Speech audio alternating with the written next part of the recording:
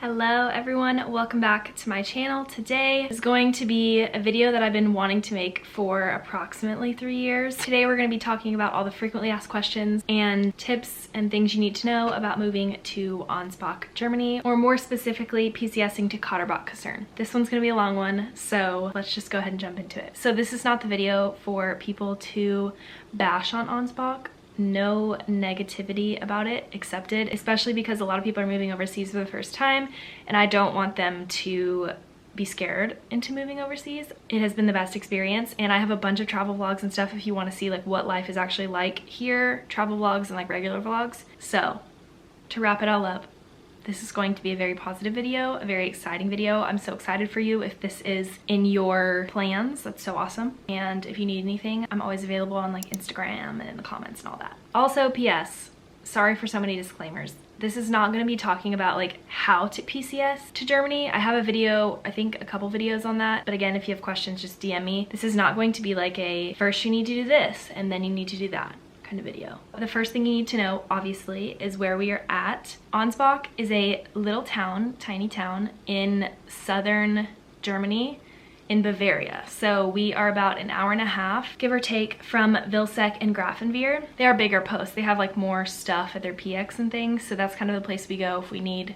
specific things that we can't find at our PX and we can't order it online, things like that. We're about 2.5 hours, again, give or take, to Ramstein or Kaiserslautern, which is like the big base that has everything. When I say everything, it's kind of known as like baby America. Like it's like America in Germany. There's a lot of stuff there. We're about an hour and a half from Munich, which is probably the biggest city semi-close to us. Nuremberg is about 35 to 40 minutes from us, which is another big-er city, but it's not as big as Munich. One of the best things about Ansbach is its location. In relation to other countries, in my personal opinion, the size of the actual city, it's fairly small. I mean, it's not like there's nothing there. There is an actual like town that you can go in and there's plenty of stores and restaurants, but it's not Nuremberg. It's not like a big city. I would consider it more of like a town, I guess. We're about 3 to 5 hours from Austria, Czech Republic, France, Switzerland, Luxembourg, Liechtenstein, I don't know if I'm saying that right, Poland, and then it's about, I would say like 6 or 7 hours to maybe 5 to 7 hours to Belgium and the Netherlands. I'm trying to think what else. We're in decent train or plane or car distance from just about everything. I feel like that's like one of the best things about Ansbach. So now that you know where we are located in Europe and in Germany in general, let's talk about housing on post, where you're gonna live. I should mention this as we go on. You have to live on post unless you are a government contractor. So you're like a whole civilian, you're not PCSing here on military orders, or if you are a single officer, you will live off post. Everybody else lives on post. On post, we have 6 kaserns, which are basically like mini posts. That's the best way for me to explain it. Katterbach, which I consider to be main post. So if I ever say main post, that's what I'm talking about. Some people might consider it to be Erlass, but I don't. So from here on out, I am referring to Katterbach as main post. We have Katterbach, which is families. We have the schools here, we have the gyms here, the airfield is here. A lot of the offices and like places that you need to go are here, like the passport office, where you get your driver's license office is here. The education center is over here. Post office is over here. There's a laundromat over here. The shopette is over here. We have a lot of parks and then family housing. So that is what I consider to be main post, which is Katterbach. That is where we live and I love it. My job is on post, like on this post. So it's super easy for me to get to work and get back home. I just have to walk, which is just fantastic. So like I said, Katterbach has housing. It's stairwell housing. I have a video that I can link right here if you're interested in seeing what our house looks like. I filmed that right when we moved in, so you'll get kind of an idea of what your housing will look like when you get here. Government furniture and all. Next is Blydorn. So Blydorn is another family housing area. There's also, I believe, single soldiers that live on Blydorn. Don't quote me on this, but I think if you are a higher rank, you can live on Blydorn if you are a single soldier. I don't really know a whole lot about Blydorn because I don't live over there, but there's a lot of family housing and I know that the library is over there and Terrace Playhouse is over there. If there's anything else that's over there that I should share, let me know down in the comments below and I will somehow make that known. Next is Urlass and Shipton. So to explain Urlass and Shipton, they're essentially the same post, kind of. You drive through the same gate. You either go one way for Shipton and one way for Urlass. Urlass is where the PX and the commissary is, and it's also higher ranking family housing is also over there. Like I said, Urlass is family housing, PX commissary, gas station, and like the auto skills center, which is the place you can work on your own car. At the PX, we have Taco Bell, Popeyes, Bundy, which is kind of like a Chipotle-ish, but not like Mexican. It's more, I would say, like Mediterranean style. We have a Dunkin', we have a barbershop, we have TKS, which is like your phone plans or your internet, and we have a telecom / T-Mobile. And then again, if you're going through the gate and you go the other way, it is Shipton, it's barracks, and then like where people work and stuff. Then Barton Barracks is, I believe they're moving people over there, but it's like not a very common for us. Like I don't know anyone that lives over there. I think it's barracks over there. Again, I'm not 100% sure. But there's vehicle registration over there. Where you will pick up your car is over there. That's really the only reason we've been over there.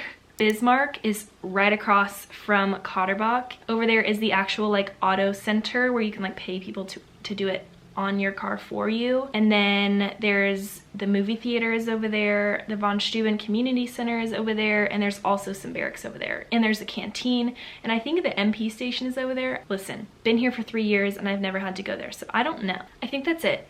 Barton, Bismarck, Kotterbach, Urlass, Shipton, and Blydorn. So that's what makes up Ansbach Garrison. While we're talking about housing, I'm gonna kind of insert parking into that. Parking, you will get one designated spot, and then you'll have like visitor spots kind of like randomly throughout. So if you have 2 cars, you will be able to park your car in a second spot if you need to. But I'm here to say, there was a discussion about this on the Facebook page the other day, and I'm gonna put my input in here. So we had 2 cars when we were first here. We bought a car when we first got here, and then we had our car shipped here. I ended up, like I said, working very close to where we live, so it was pointless to have 2 cars, and we know so many people here that only have 1 car. It is more convenient to have 2 cars, obviously, but is it worth it? In our circumstance, no, it was not. We have 1 car and it works perfectly fine. I would say like probably at least 50%, if not more, of the people that we know only have 1 car. It is doable. When you move in, your house will come, apartment house, whatever, will come with a washer and dryer, a refrigerator, a dishwasher, a stove, oven. But the one thing that I know that most people buy, because it doesn't come with it, is a microwave. We don't have a microwave. Honestly, I have no idea how we did it for 3 years without a microwave, but we did. So you don't have to buy one. But if you do want one, you will have to buy one yourself. Your house, if you are living on post, which you most likely will be, will have both American and German plugs. So most of the time you don't need an adapter. It just kind of depends. Like for us, we have an adapter that we use often because the way our nightstand is set up, one side of our bed doesn't have an American plug next to it. So we use an adapter for that. But that's pretty much our only need for an adapter. Don't feel like you need to go out and buy like 12 transformers. You don't need that. You have American and German plugs. Also, if you're gonna come here in the summer, like it is right now, you might need to buy an AC. If you're used to full AC, it might be tough to get used to. But now we've been here for long enough that like we only need one in our bedroom, and we wait till the very last second that we like absolutely need it. As of yesterday, so June 20, like late June to probably I would say mid-August, you will need an AC if you want AC. That's like our desperate time. If not, and you want to just deal with fans, go for it. More power to ya. Cheaper that way. We have telecom for our phones, which we love, highly recommend. And for internet for our Wi-Fi, you will arrive and call the TKS and they will set up your plan. Like we were in quarantine, so I think you might have to like go in now, but we called, set up our Wi-Fi box as soon as we got here and set up our plan through TKS, which I believe you have to do TKS. You can't do anything else. Also, people get VPNs, which you have to pay for, and it like basically makes it to where your internet and all of the like streaming services and stuff, you can pick the country that you want it in. So my last two things. When you leave the States, you need to have your no-fee passport. It is a new policy. I think it's you have to have already applied for it or you already have to have it. I would go with you already have to have it. It's just so much nicer. That is your visa. That is how you are able to live in the country with your service member. I have a whole video on the command sponsorship process, so check that out right here if you are interested. The big question that a lot of people ask is, if I have a no-fee passport, do I need to buy a tourist passport? Like, do I need to apply for one and have one when I move? If you plan on traveling outside of Germany at all, get a tourist passport. I know it's expensive, but I promise you it is so worth it. You need it. You cannot travel throughout Europe or anywhere else without a tourist passport. The only thing that you can do with your no-fee passport is travel from the US to Germany and back. So you need a no-fee passport to be able to get into the country of Germany and stay here. You need it. That's your visa. It's important. Once you have it and you have your tourist passport, I always travel with both. I have it in like a little passport cover thing and I just keep both of them in there. I would say probably 7 times out of 10, anytime we're traveling outside of Germany and coming back, when I give them my tourist passport, they ask for my no fee as well, or they ask for my military ID as well. So my recommendation is to get a tourist passport on top of your no fee passport. Obviously, you don't need your tourist passport to move here. You need your no fee passport, your visa, to move here.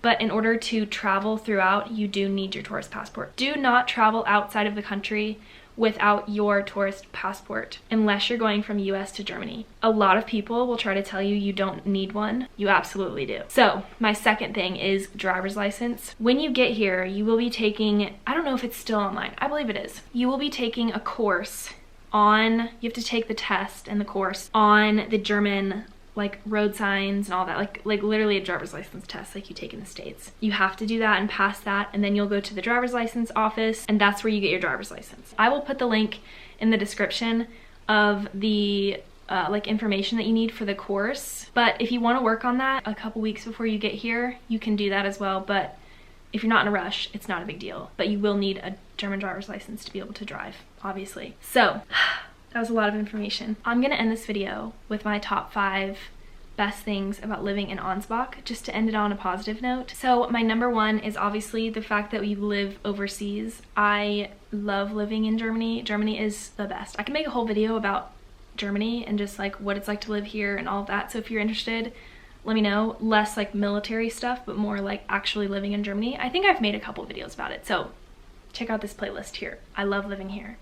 I will never shut up about it for the rest of my life, I'm sure. Number 2, I love how small this community is. A lot of people will think of that as like a negative, but I feel like it's so easy to get to know people here because you see the same people a lot and you just build a community a lot easier. It just feels very well connected and it's like living in a small town. Number 3, because of our location and how small our post is, I feel like we experience more of what it's like to live overseas.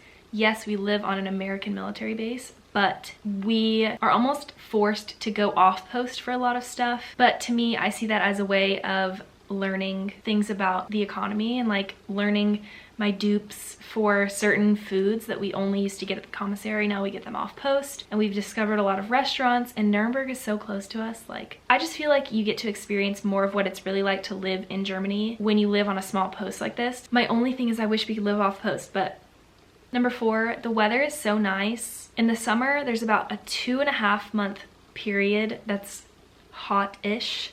Like, it's hot. We don't have AC, so it's hot.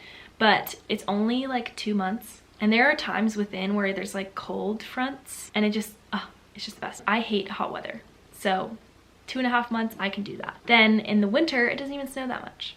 Like, it gets cold, but it doesn't snow that much. Fall is so beautiful. We have a lot of countryside around us, so it's just so beautiful. I love it here. Can you tell? And number 5, it is relatively inexpensive and very safe. I really hope you enjoyed this video. Don't forget to ask me some questions down below. Don't forget to subscribe down below, and I will see you guys in my next video. Bye!